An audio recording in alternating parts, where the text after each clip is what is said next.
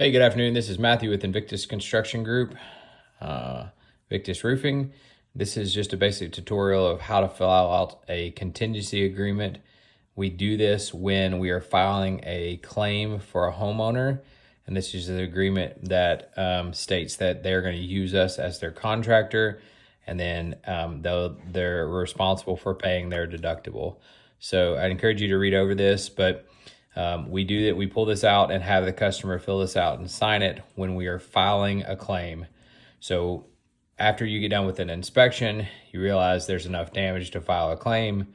You're going to ask the customer who their homeowner's insurance is through for their home. You're going to go ahead and start that phone call. As you start that phone call, you're going to pull out a contingency agreement and start filling it in. So I'm going to do this today on this video, just showing you how I do this. So imagine that I was on the phone with State Farm, who is the insurance company for the home. So I'm going to fill out State Farm here, or whoever it is. I'm going to put the property owner or policy holder's information here. For this video, I'm going to use my own. All right.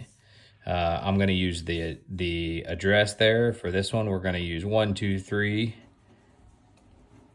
Maple Street in Woodstock, Georgia, 30188. All right, we're gonna put their phone number here, but I'm gonna use my own.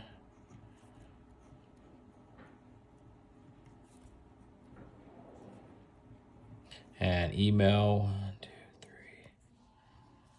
3, gmail.com.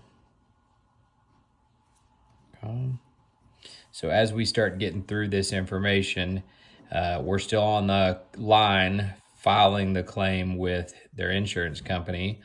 We're going to get all this information on the paper, and then as we get towards the end of the call, the agent or claim intake person on the other line is going to provide you with a claim number. When they provide you with a claim number, make sure you write it down. You can also ask for the adjuster's information that you can place in this scope of work section here. But we're going to always write down the claim number so that you have a copy of it and can provide it, the other copy of this to the homeowner. Now, this is just a copied version.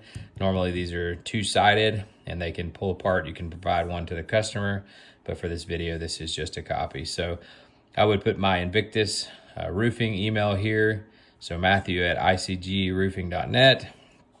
I'm going to put the claim number here. So we'll just, for this one, XYZ 1, 2, 3. Okay.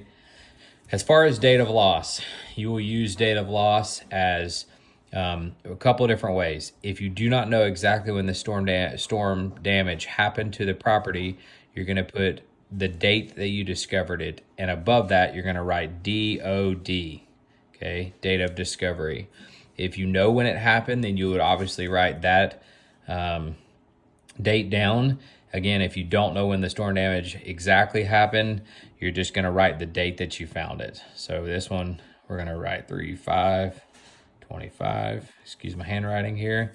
And then down here in the scope of work, I always will write insurance proceeds.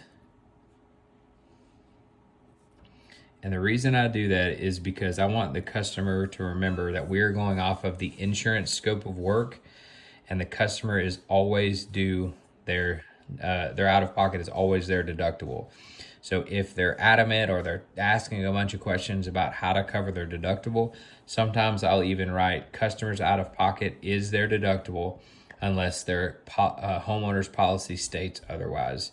If it's not anything crazy, we're just going to write insurance proceeds, because that's what we go off of. The adjuster will write the scope of work for the property. We're going to go directly off those insurance proceeds. Okay.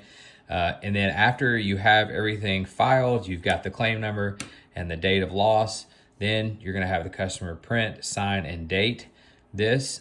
You'll provide them with a copy of it, and then you'll keep a copy.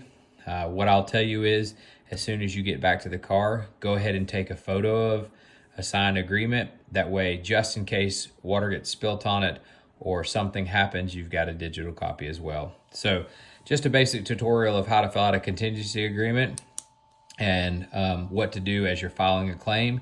Then at that point, you would move on to an adjuster meeting, which would be scheduled a few days or even up to a couple of weeks out from this initial inspection and the filing of the claim. All right, thanks for watching, guys. We'll see you on the next one.